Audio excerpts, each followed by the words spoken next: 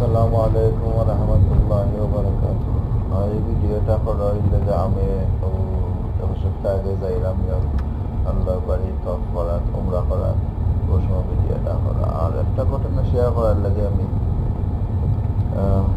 আজকে ভিডিওটা করছি।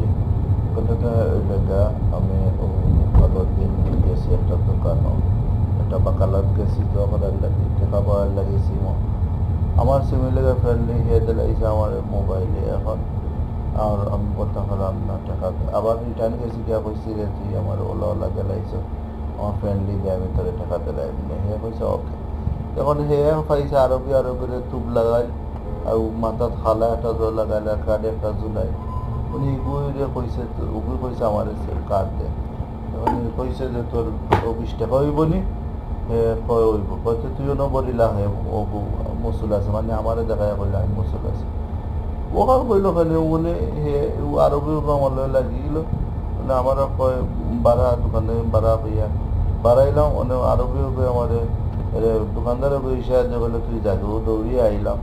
মিডিল ইস্ট আজনবীর কোনো দাম নাই, কোনো দাম নাই আজনবীর।